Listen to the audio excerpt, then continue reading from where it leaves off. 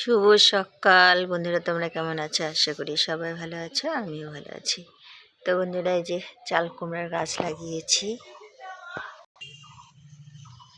এখানে আছে লঙ্কার চারা, বোম্বে লঙ্কা, আর এই যে তারাগেন্ধা। তা আপনাদের সঙ্গে একটু ব্লগ ভিডিও বানাচ্ছি, আপনাদেরকে উপহার দেব বলে। এটা বাদাম গাছ এই যে লাগিয়েছি। এখানে অনেক ফুলের চারা টারা লাগিয়েছি, এই যে সব তৈরি করছি আপনাদেরকে উপহার দেব বলে। এই যে করি এসছে হলুদ ফুলের, তো হলুদ না, এটা সরি বেগুনি রঙের।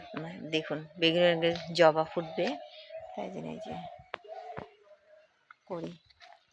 আর এখানে তো প্রত্যেকটা ডালে করি এসছে, কিন্তু ফুলগুলো ফুটছে না। কি লাগাবো বন্ধুরা, আপনারা কি দিলে ভালো থাকবে তা আপনারা কমেন্টে জানাবেন। এখানে তো এই যে চারা তৈরি করতে দিয়েছি সব জবা গাছের, সব রকমের জবা গাছ আছে। এর মধ্যে আমি চারা তৈরি করেছি, তার মাঝখানে আছে একটা বেদানার গাছ।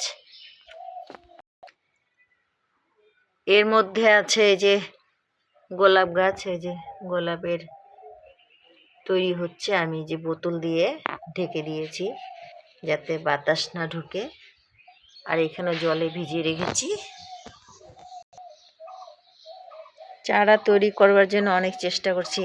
এই যে ফুল তো হয়ে গেছে, অনেক ফুল ফুটেছে এই গাছে, আর একটা গাঁদা ফুল ফুটেছে।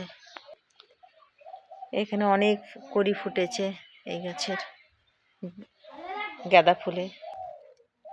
তো অনেক টমেটো ধরছে, কিন্তু পোকা ধরে যাচ্ছে বন্ধুরা। প্রচুর টমেটো হয়েছে আমার এই গাছে। তো আজকের ভিডিওটা কীরকম লাগলো কমেন্টে জানাবেন। আর কি কি দিতে হবে পদ্ধতি আপনারা বলে দিবেন।